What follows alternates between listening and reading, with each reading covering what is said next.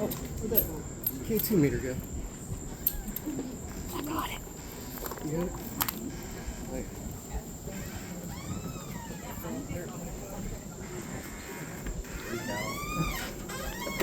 Ooh, look at this door.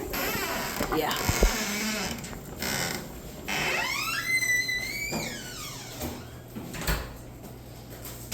Alright, and y'all can make your way on in here. There is a little sensor on the door right there to unlock it, so you can put it on and off from there. Nothing too special.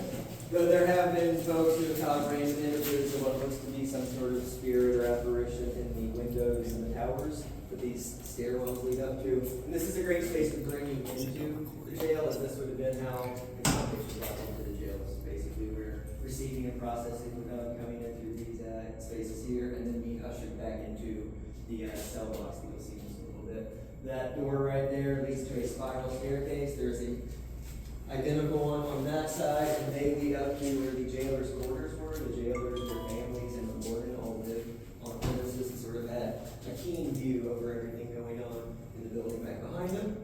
We'll get into a lot of details of what they saw going on back there and the experiences that were lived in that time and those that have carried over into the here and now because of everything going on in this space as we go through it.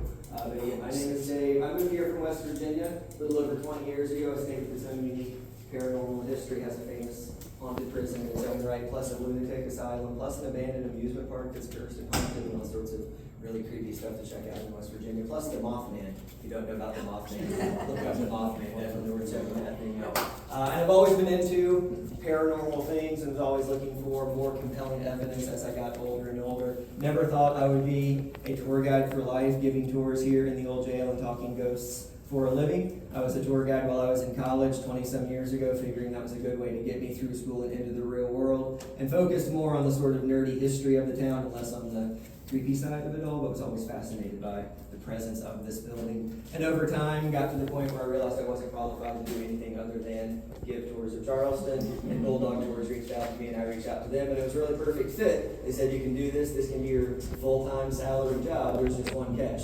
You have to give tours of the jail whenever we call on you to give tours of the jail. And I've always been fascinated by it, impressed by it, but always a little creeped out by it too. Never wanted to spend excessive amounts of time going through the building. Never wanted to be the last person in the building at the end of the night, but that's what you get to do if you're giving tours of the jail on a regular basis. That leads to the sort of atmosphere and experiences we get to share about. We will talk about things that the prisoners went through, things that I've gone through, other tour guides, guests along the way. If you have any questions, please let me know what they are, if they're about the jail, the information we're covering, or anything related to Charleston's unseemly past. Do watch your step in there. It's not really well lit. It's not pitch black except one room, but there are a couple of little things here and there just to sort of make note of, and I'll do my best to light the way as you go through. And if you start to feel unwell or sort of uneasy at anything, at any point in time, let us know, and we will do our best to get you out of there. It usually happens at least once a night or once every other night. Somebody will, at the very least, feel very nauseous or feel like they're about to faint and want to be escorted out of the building. Other people have more severe things happen to them and they want to get out of the building as quickly as possible. Other people think there's nothing going on whatsoever. What's on the buses about? That is up for you to decide. Either way, if you are the hostage here against your will, if you're a skeptic or an out-and-out believer, we got a little bit of something for everybody. Some paranormal, some dark history, some creepy trivia, and just some fascinating stuff about the worst side of humanity in some aspects. Without further ado, we're going to head down the corridor here. The last person through, please close both doors. And we're going to go to the first room on the right, cover a little bit of the history of what was going on for criminal punishment before this building was built in the early 1800s. We're going to cover the colonial period and set the stage for what was going on in the abode of misery, as the jail came to be called. So follow me out this way, y'all. We're going to see what's going on. Do take pictures along the way. We can't have to look back and see the windows that provided the view out over the cell block from the jail. 3 steps from down.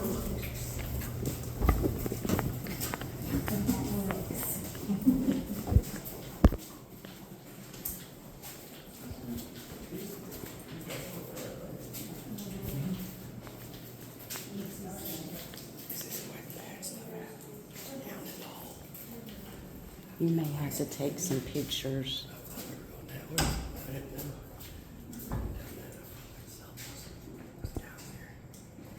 can take pictures right there. Something's what?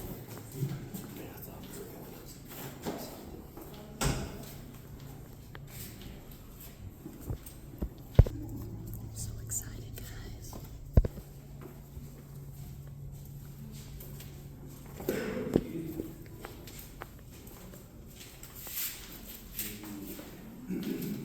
Come into this first room here. This is a space that is intended to highlight what punishment was like for the criminals in colonial Charleston, the city before the jail existed. Crime in that point in time was equated with sin, and punishment was as quick and as humiliating and as physically scarring as possible. They did not want to waste resources on incarcerating criminals. To put a shelter over them and to feed them was to spend valuable money that could be spent elsewhere. So to humiliate them publicly, to harm them physically, and to scar them in some criminal way was the preferred punishment of choice for most crime. And the way they would normally start is one of two options: either getting somebody branded or putting them in the pillory. Branding people was done basically to put a letter that signified their crime in a very visible space. Taking this F, I'm holding my hand, and putting it in the forge right behind these folks here. You can see a little glow with the smokestack coming up. Heat the letter till it is glowing hot. Stick it on somebody's cheek, pressing it into their skin as firmly as possible, or to the middle of their forehead, or on the outside of their arm, some very visible place, so everybody who sees them for the rest of their life will know that they were guilty of. In this case, the F is for fray making or riot starting. We have a T for thievery, an M for manslaughter, a P for perjury, which wasn't put in a place always visible, but on the palm of your right hand. So when you testify in court, still to this day, you are showing people that you are not prone to give false testimony because you don't have a P sizzled into your flesh. The other option was to put somebody in the pillory, and this was put right in the middle of town. They would shackle you in here with your head in the middle, your hands on either side, and basically staying in place for 2 or 3 days on end, right in the middle of the market square where people came and purchased produce to replace what they had going bad at home. They would bring the rotten produce and foul meat with them and throw it at you while you had nowhere to go. If they really felt you deserved something worse, they would bring their own excrement or their animal species and start throwing it in your face. If you think you would move out of the way of the worst of it, your ear was nailed to the board, so the more you struggle against what people are throwing your way, the more pain and suffering you are going through. And you need that physical reminder, that scar, so people will know you were in the pillory for something, whatever it may have been. When it's time to release you, this board is yanked up as violently as possible, and that nail hasn't yet been removed. It will simply rip through your ear. Now you've got this permanent notch showing everybody you've been over the time. Being humiliated right in the middle of town. Outside of that, lashings and whippings were really common throughout the colonial period. Enslaved and free, white and black, it really didn't matter. One indentured servant was given 21 lashes in the 1690s for complaining about the quantity and quality of food he was given and threatening to turn the boat over that his employer was stationed in. So that sort of petty thing could be something that would result in you ending up in what Charleston came to call the crane of Cain, which is a device in which they would noose your wrists into these spots right here, and then shackle your ankles into the ground, and then yank down on this as hard as possible, sometimes dislocating your shoulders, at the very least stretching your skin as tight as possible on your back, and then pulling what they would choose off of the wall here. The cat of nine tails was preferred, long leather straps tied in knots every inch or so, sometimes less than that. Bits of oyster shell or broken glass tied off in these strips, and as they whip across people's backs with the skin pulled as tight as possible, this foreign object would just sort of catch into the flesh and rip it out across. After about 20 flashes or so, you would go into shock, and they would pull you down. And at the jail, this was brought into, this building from the colonial period. This was something they would use to torment people to get confessions out of them. And they called it the crane of pain in this building especially. And they would take you down off of this and rub rock salt in the wounds and then dump you in the filthy conditions that we will describe as we move into the next room, sort of what this building came to represent to those who are jailed here with felt. Outside of that, there wasn't much to do with the criminal other than execute them publicly. Sometimes it was burning at the stake, and you can see behind you that 4x4 with the red glow coming down from above, and the charred embers represented at the bottom there. Essentially stripped naked with your hands tied behind your back, and tethered by your neck to the doors. The kindling was built up around you to about shoulder or neck height, and from the bottom, so just sort of slowly consume you from the ground up as you struggled in front of a crowd gathered around to see it happen. Beyond that, which they didn't do too often, to sort of set aside for the worst of the worst of the examples they wanted to set the most, public hangings were Charleston's preferred form of execution, and once your execution was over, they would take you down from the gallows again, strip all of your clothing off, dip you in pine tar, and put you in a gibbet, which is that cage hanging up in the corner. The gibbet was meant to display your corpse for days on end to show other potential criminals what the end result would be if they followed that route they didn't have in this time and place. When you look at these sorts of things, you're looking at things that generally did not carry over into the jail, other than the attitude behind them and the sort of way inmates would have been treated once they were here. Some of the torture did continue, and certainly there was a lot of energy expressed in the space, a lot of really negative emotions sort of pressed into the building itself. In the paranormal world, there's an idea that when people go through these really intense experiences, whether they be painful, suffering, humiliating, or incredibly joyful, energy is released and sort of left behind in the buildings, like grooves in a record almost, in the brick, in the steel, in the wood. And years later, decades later, centuries later, that energy is just sort of on repeat and can still be felt and experienced in those spaces. And beyond the punishments that we talked about here, a lot of people went through a lot of different sorts of pain and suffering in this space. Thousands and thousands and thousands in 130 years this building operated. And to sort of lay into more of what was going on here before the jail was even here, add to the suffering experienced in this building what is going on underneath this space. The people who were in the pillory, the people who were branded, the people who were put in the colonial version of the crane of painting, and those who were not burned alive, but those who were gibbeted and hanged. When there was time to bury their remains, they weren't buried in the heart of the city, they weren't buried in the graveyards surrounding the churchyards where the wealthy families of privilege got buried. No, they were laid to rest outside of town. Outside of town in the 1700s is where they would later build powder magazines and get a street called Magazine Street. And then in the 1800s start building hospitals and workhouses and insane asylums and jails on top of it. So if you look at this map right here, you can see the block of the city that you're standing in the colonial period. The powder magazine, which blew up during the American Revolution, took about 200 people out in the process and sent body parts flying into the churches that you heard chiming as you walked into the building. The workhouse, one of the worst buildings to ever stand anywhere in the United States, worse than the jail you're in right now. The workhouse was a place where city employees were paid money to punish the enslaved for people that didn't want to do it themselves. And the workhouse has its own history that's getting told more and more. There are markers about it, there are books about it. It's a story that's tied to the jail, but not the jail's story. But some of the worst elements of humanity were already here before the jail was even built. And they were here because of the fact that current residents weren't going to complain about the awful things showing up on top of them. Anybody have any guesses as to how many people were buried in this 4-acre part of Charleston between 1670 and 1800 when the jail's construction would eventually begin? 2,500. 2,500 is a fair guess, but a little too low. Anybody want to venture a second guess? 37? I like the specificity. Still too low. It's 3 times that? Shouldn't be getting close to the ballpark. I'm a history nerd, not a math nerd. 10 to 13,000 people, according to the historian at Charleston County Public Library, were buried in this 4-acre part of town in the first 100 years of Charleston's history. And they weren't moved when the powder magazines, the workhouse, the jail, and everything else would eventually be built on top of them. There are more than 50,000 people buried underneath hospitals, jails, houses, you name it. You're walking on top of it and drinking coffee and still is on top of the library. Even if it's not just the worst of the work happening in the building, you got a lot of people not capitalists in this space already, and that sort of lays the literal foundation, the real creepiness that sort of exudes from the rest of the space you're about to go into. I'm going to put this down over here behind you folks. We're going to go to the next room on the same side of the hallway and start to talk about the early years of the jail and the pain and suffering that was experienced here, and in particular one inmate in the first 20 years whose story sort of set the tone for what this building's all about and ends up being one of the best known ghosts anywhere in this town. So follow me out the door here and we'll regroup in the next room. All right. You have a guy here? What's that? Other guy in here doing stuff? You shouldn't be in here yet. Door 3.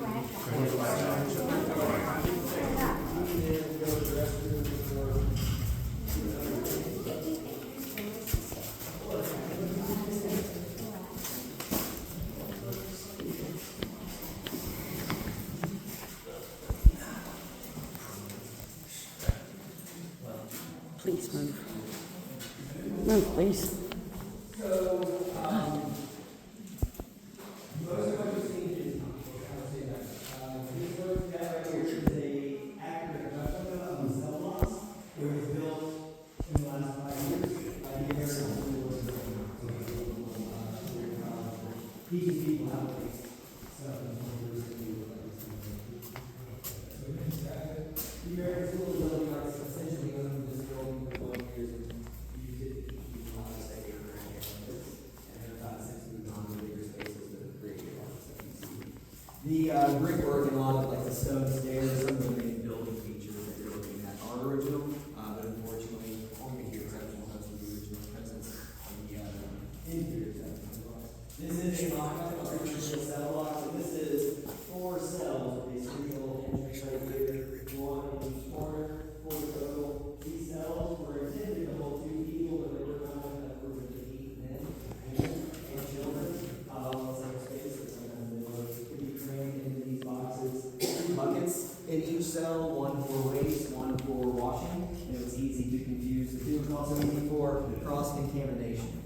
The floors were covered with wood chips and pine straw. Everything that was liquid was simply soaked up into that space. There was nothing covering the windows outside of the bars, the heat and humidity, the cold and the wind. Whatever the elements were outside, they were coming inside.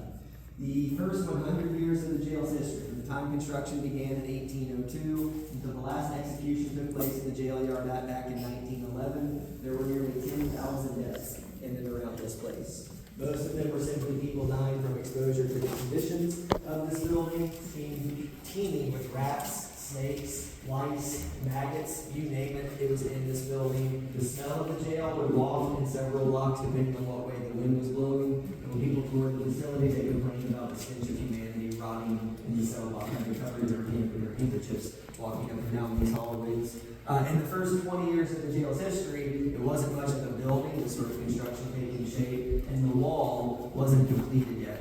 So they would cram people into these cell blocks and essentially lock them up and keep them here 24 hours a day, 7 days a week without any time to be released outside, because to release them outside was to give them an opportunity to run away. In that time period, you would have a husband and wife named John and Lavinia Fisher, and were brought here in 1819 on charges of highway robbery. And if you do many tours in Charleston, if you even do just one other tour in Charleston, you've got at least a 50-50 shot of hearing the story or a story of Lavinia Fisher. She's been a well-known ghost in this town for, I'd say, 100 years or more now, and there are hundreds of tour guides at any point in time in Charleston, and there are probably hundreds of variations of the Lavinia Fisher story at any point in time in Charleston as well. One of our own tour guides, Bruce Orr, wrote a book called 6 Miles to Charleston. He is a retired homicide investigator who did a real sort of deep dive investigation onto the crime she was alleged to have committed, the crime she was found guilty of, and the crime her and her husband would ultimately be executed for in 1820, and that was the crime of highway robbery. According to legends, there were dozens of bodies found in a pit under their house, and she was the first female serial killer in the United States. She was also very legally savvy and knew that South Carolina wouldn't hang a married woman. And when she brought this up to the judge, according to legend, the judge said, "I'll simply hang your husband first, so you won't be married anymore." And that way we can go on with the execution, the state law, certain women. They take it one step further and say she came out in a wedding dress after her husband was dead. Somebody in the crowd was going to take his place.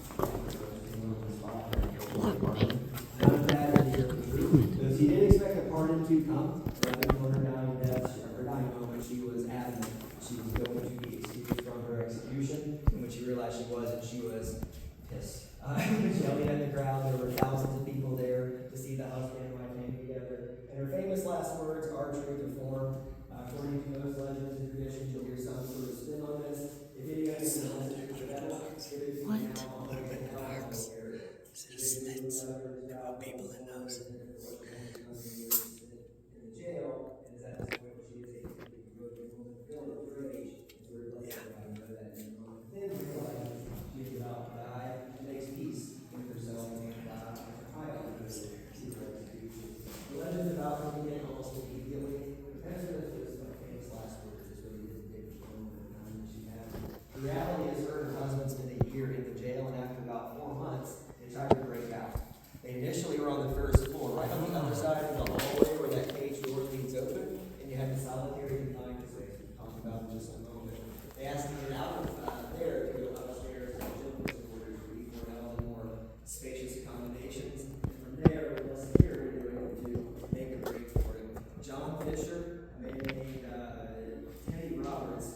Lavinia picture on the cover at the same time. They've got a blanket tied together. They go out the hole under the end of the book. Grandma's gonna try to set it up, but I can't.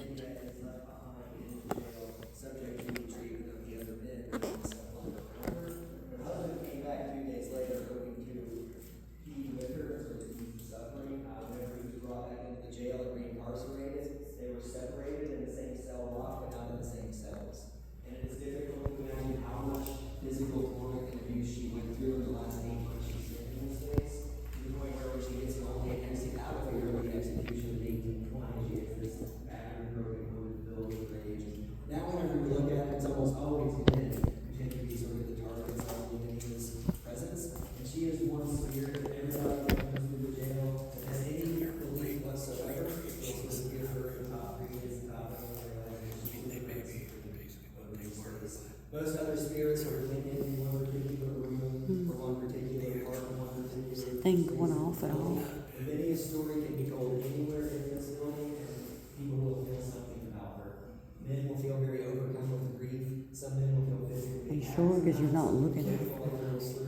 Blow behind her ear or rustling her hair. That was what got me whenever I was in training. Coming through the jail. That's one of those things tour guides in training have to go through any sort of qualification for the jail. It's being tested by the spirits here. And if you don't get terrified and run away and never come back, then you're able to give tours in the jail. We have plenty of tour guides who want to give tours here who have been chased out or run out by something and never want to come back in to this space. And while I've had things upset me and concern me and terrify me, I'm not qualified to do anything about the tour guides anymore. So I gotta be coming back time and time again. And Lavinia's presence is one of those things that won't be the most terrifying, but will definitely get your attention whenever it happens. She is the one who scratches more than anybody else. When we talk about her, we have a lot of people that have scratches show up on their backs. Usually men, and it's usually preceded by a sort of wiggly dance, like something is on their back, something is burning, some feeling they can't explain, and then they'll lift their shirt up and have somebody in their group shine a light on their back, and sure enough, there are these faint little scratch marks.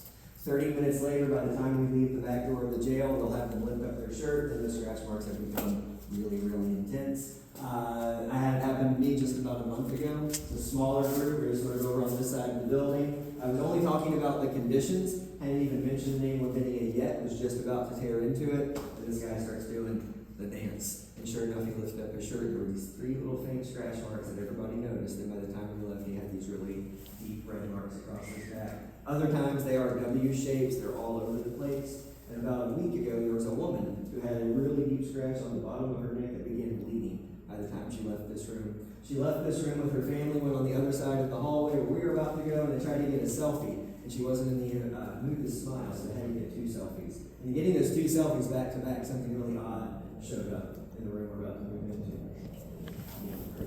We're going to cross over the hallway now and move on to the period that followed. First 20 years worth of time. We're talking about the American Civil War, the jail of that first.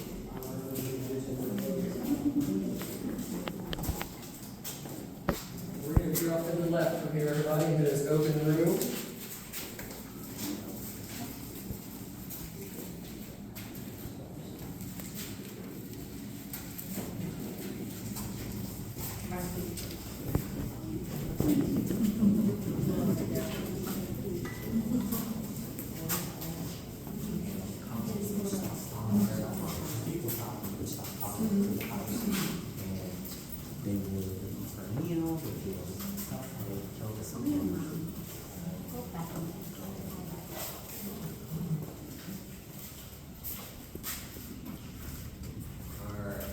You may feel a heaviness as you come into this room. A lot of people will make these claims, and there is a reason for that. This room was, during the course of the American Civil War, used as a morgue and a makeshift surgical suite, a place where they were building coffins, filling coffins, and sending out of that door onto the new hospitals that were opening up. And the jail itself, the county jail for Charleston County, had more than 150 prisoners in it when the American Civil War began. With a few months of the war's beginning, Union soldiers being captured and held as prisoners of war in this space. Within a few years, you would have 400 plus Union soldiers being held as prisoners in the yard around the jail, in addition to the 150 or so inmates in the jail. Over here in this corner, you got these tents.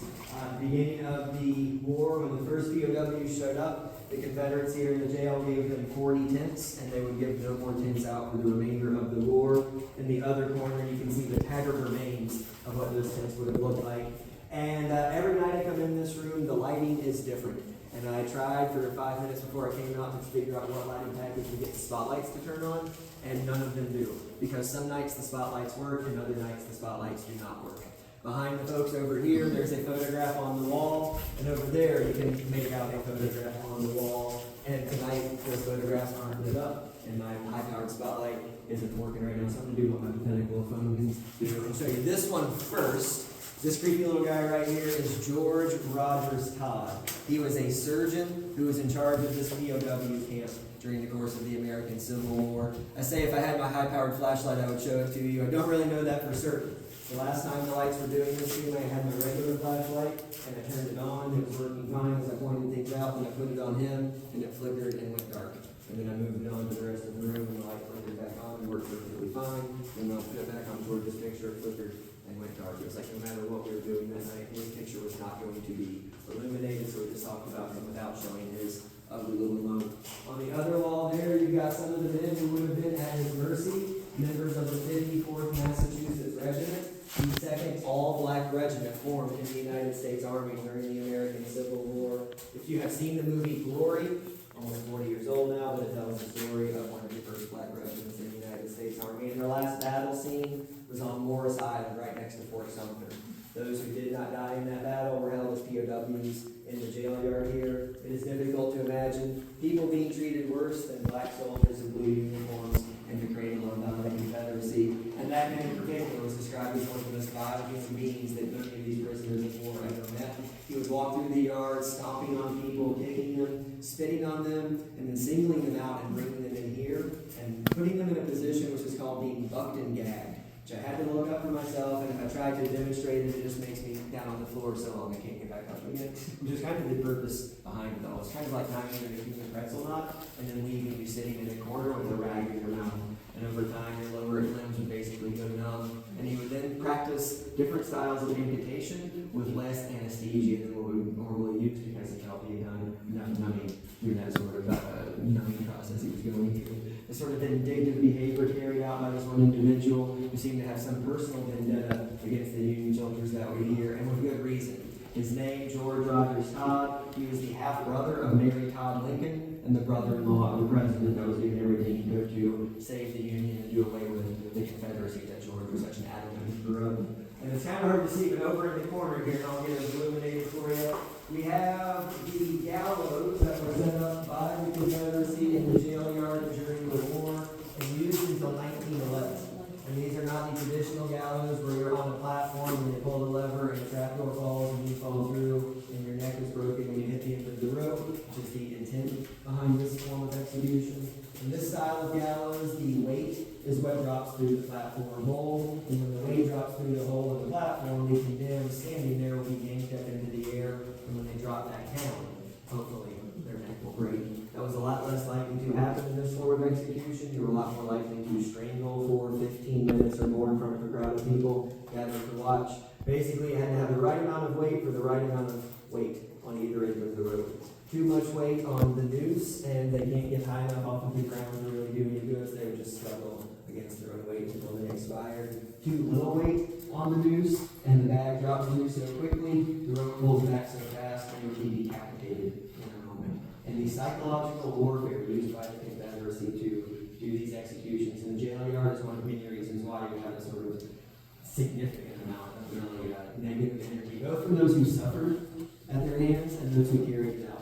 A saying that gets really common around here is that criminals weren't always the worst people found in this space, and sometimes the jailers and the guards and the surgeons were the ones carrying out the worst behavior. So we're going to go out into the hallway briefly, and I'll take that back. Before we leave this space and go out into the hallway, which is the second half of the building, the other thing that gets a lot of presence here is the the visual of shadow figures, little inky black things that move around in the corners. And a lot of that is thought to stem from the presence of the morgue in this space. It's also thought to stem from the idea that solitary confinement right on the other side of the wall there.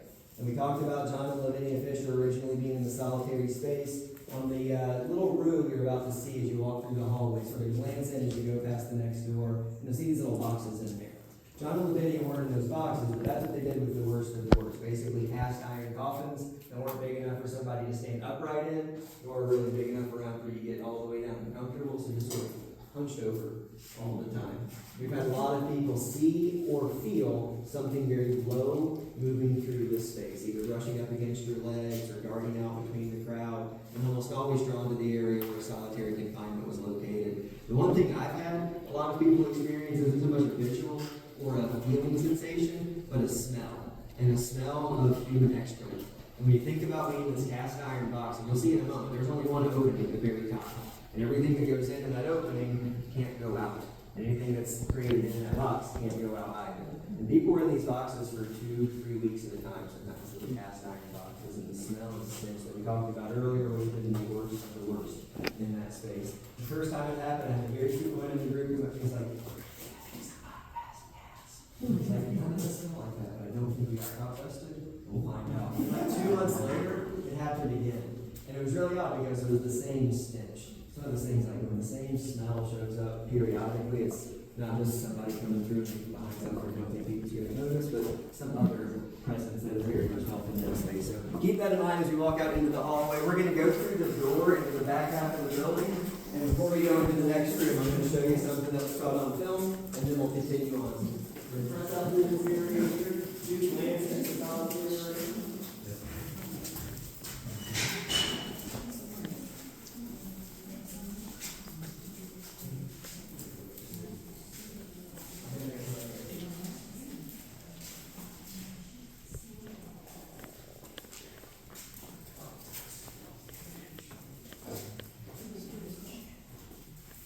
As y'all come out of that room, I'm going to have y'all kind of make sure you get a good view into this little stage room here. And then once you do get a good view through there, kind of meet me back toward this corner so that everybody has had their glimpse into the solitary space.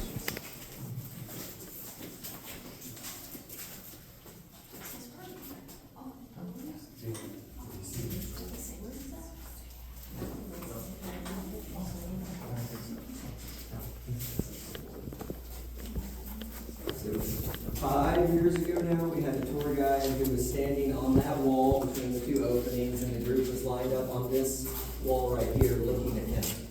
He was telling the story of these shadow figures in solitary confinement. And people were taking pictures on the live setting, and nobody noticed anything during the tour, but at the end of the tour, somebody noticed something in one of their pictures and showed it to Sean, the tour guide, and everybody else saw it and thought that was the creepiest thing they'd ever seen. So I will show it to the group, and then we'll press on to the next item. Sorry. It's okay. You're good. I'm almost out, Randy. Sorry. Me.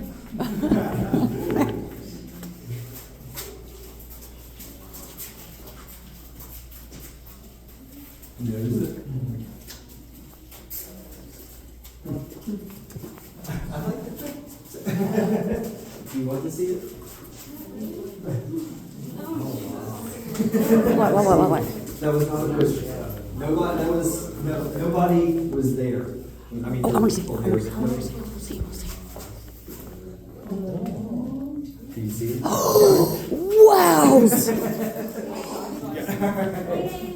You're good. Wait, can I please get it on my film? You call it an animal. I got it. Thank you. Yes, you may. So going through, and he is going this way. Randy is letting me know that I need to be going that way as well. So if y'all would, follow me back this way. There are 3 steps, and you think there should only be 2. And again, the last person through, please close this door. I got it.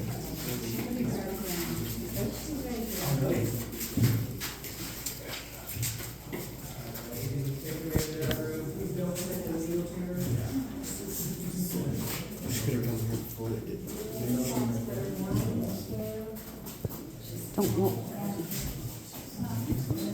Okay. I want to get one of those pictures. Wait a minute. Oh, I saw a bunch of light up.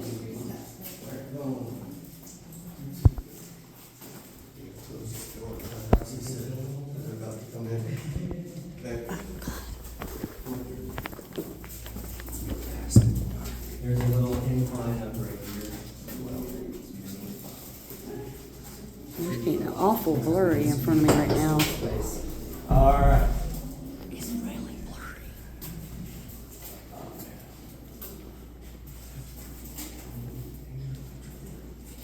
There is a heaviness in this room as well, a real sad energy for a lot of people that come through. And as you make your way through these last rooms to the back of the building, you're coming into some of the spaces where people that were headed to the gallows would have been spending their last moments on earth. And that's one of the many things we think really attaches itself to this part of the building. The wheelchair, no matter where it goes, seems to have something attached to it. The wheelchair is from the late 19th century when the jail was open for tours in the early 2000s. The wheelchair was found inside. Basically, the jail had been abandoned for 70 years and had to be cleaned out. And most of what was found in here was worth throwing away, but a few artifacts would live on. And this wheelchair is one of them. In 2019, the jail was closed for tours for about 4 years. And in that interim, this wheelchair went home with the man who opened the door back there. Randy and his fiance are so dedicated to this building, they did not want to let the wheelchair fall by the wayside. So this lived with them for a little while. And as much as they love this building, the artifacts about it, I think they were relieved to get the wheelchair out of their house and back into the jail. And the jail is back up for tours. The wheelchair has been known to move on its own. If you are among the lucky groups who see this thing do a little spin, you can count yourselves blessed or cursed, whichever way you want to look at it. There was one tour group who watched this thing move through the hallway while the tour guide was in the room giving the story presentation. And it wasn't like a quick push down the hallway, like somebody was slowly walking with it, and the wheelchair was just sort of being propelled by them. The creepiest incident with the wheelchair belongs to our tour guide manager, Andrew, who's giving a daytime history tour about 7 years ago to a couple from Pittsburgh.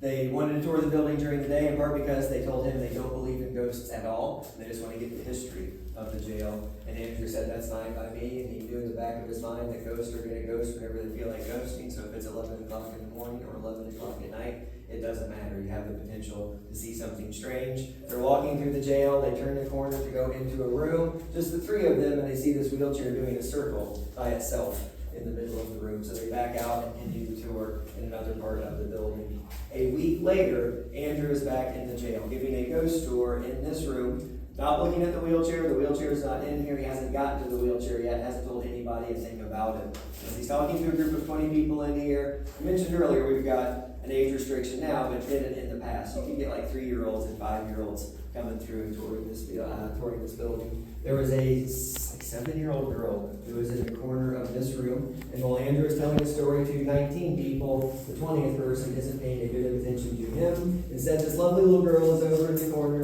and she sits down here and she's talking to someone. Who's having a conversation? And Andrew finally has to do what everybody else is doing and acknowledge this is really creeping him out, and stop his story and ask her who she's talking to. And she looks at him without missing a beat and says, "He's my new friend, and he's not going to tell me his name. He's a little shy right now." And Andrew said, "Well, how have you come to meet him?" She said, "He loves to play in this building, loves to hang out here in this space, and really loves to play with the wheelchair that's in the next room you're about to go into. And he likes to hang out around you, Andrew. He says he likes to scare you from time to time. And he's sorry that he scared those other 2 people who were with you the other day. He wants to let you know that he just likes to play with the wheelchair, and that's sort of his way to be at peace whenever he's in this building." Goes on to say the young boy's name sort of warms up to him, says his name is Alonzo. And there's a story about a young boy named Alonzo Small who was brought to the jail when he was 10 on manslaughter charges. He is the youngest person who was ever incarcerated in this space. An African-American boy who was playing with his friends in a streetcar at a trolley barn in the northern part of the city. One of them hit the handbrake from the police vehicle, rolls out into traffic and kills a pedestrian in the wrong place at the wrong time.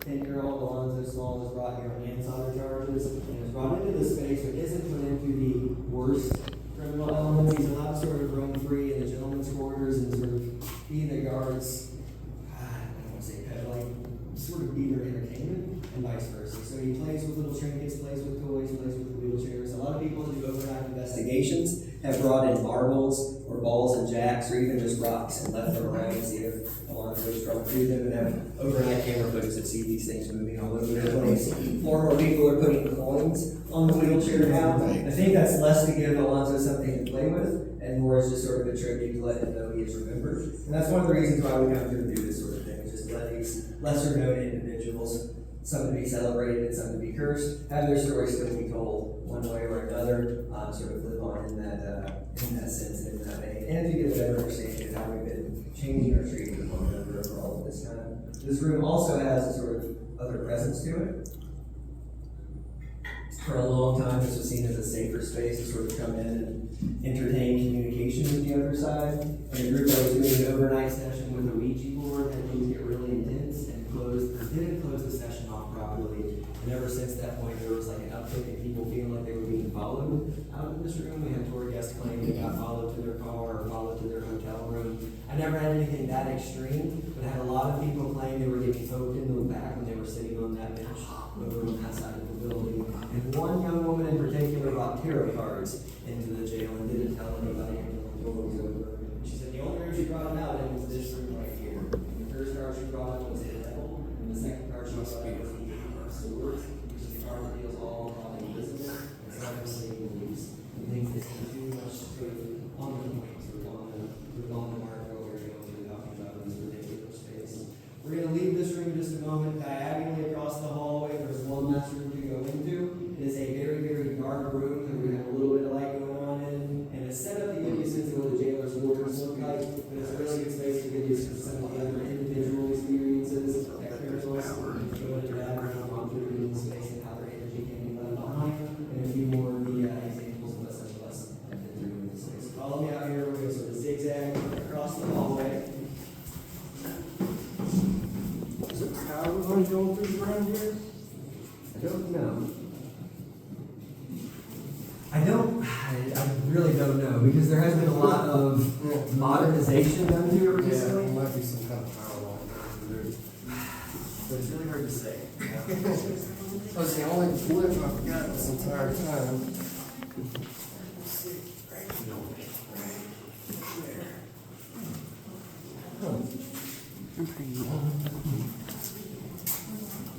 All right, we're going to come into this room, everybody.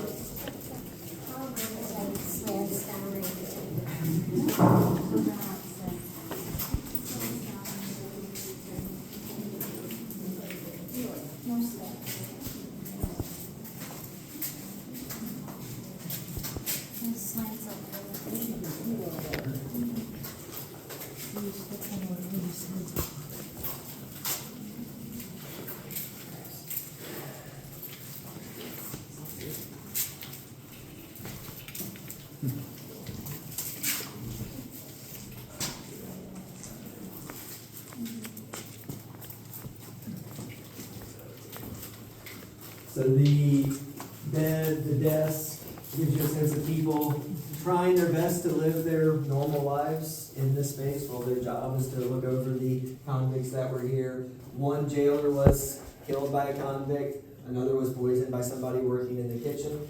There was a long period of time where the warden's salary included the food budget for the inmates here, so the less the inmates were fed, the more the warden got paid. In the early 20th century, Captain William Bennett would do a lot to improve conditions in the jail, and he took over in 1911.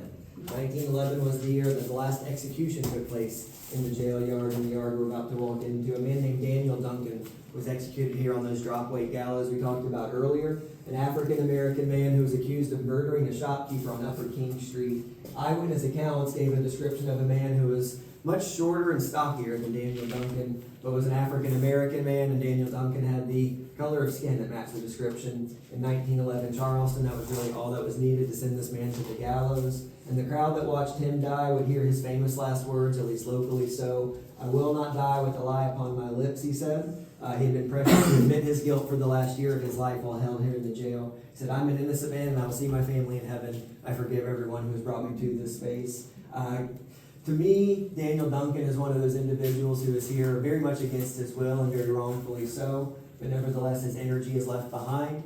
And it's individuals like him that bring about a little bit of a positive presence here that keep this place from completely imploding upon itself. with people like William Marcus, who was among the most violent and evil individuals to ever be held prisoner in the jail. William Marcus was a drunk who in 1907 accused his wife of infidelity. Believed she was having an affair on him, and when he brought the accusations to her and she denied them, he grabbed an ice pick and stabbed her 27 times. The Saturday before Easter, he murdered his wife and dropped her in the marsh on the outskirts of town. When the police found her body and investigated, they found out sort of where they go back and ask her husband if he knows anything about it. He says, I know everything about it. She was cheating on me, so I killed her and I dropped her off where she needed to be. They brought him where he needed to be and almost immediately put him on death row. They put him in a cell with 2 other individuals, and 2 days later, when the guards made their morning rounds, they found William Marcus alive and his roommates were dead. He got his own private cell by virtue of being the most violent man to ever be held in the jail, and was very quickly taken to death row in 1907. There have been people that have felt his presence here, either by smelling alcohol or by feeling something pushing them out of this space. We had one tour guide get pushed into the brick wall and chip her tooth, and we assume it was William because we can't make any other sort of affiliation with anybody who is that nasty and that violent.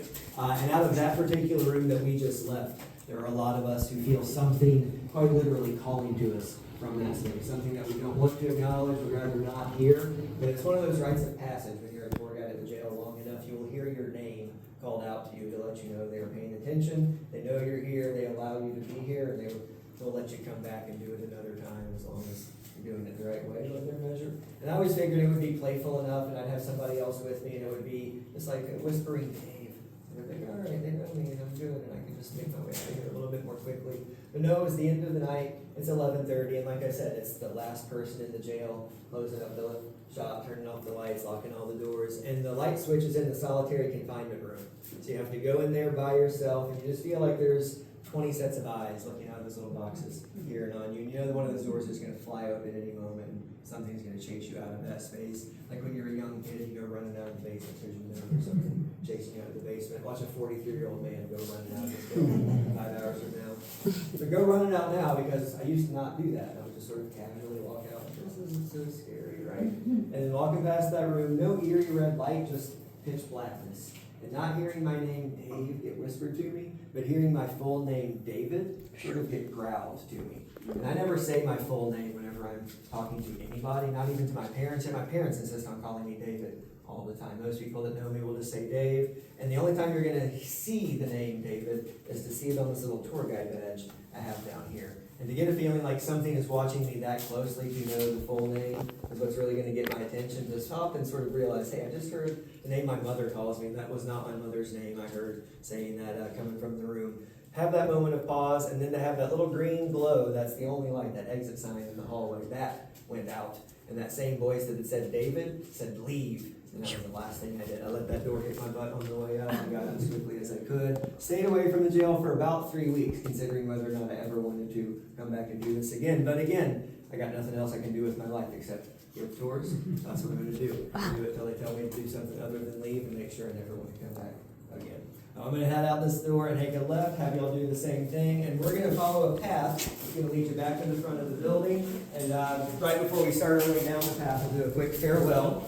There is a little lip right here on this ramp coming up.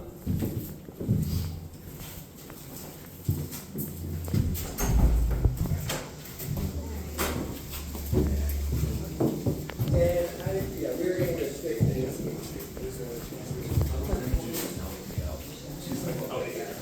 Y'all would come on right there on the fingers.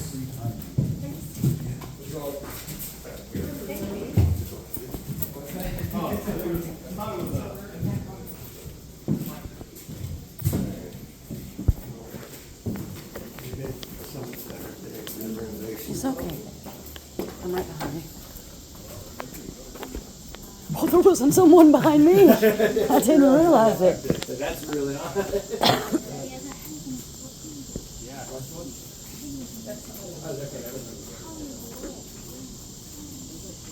No rush to run it off.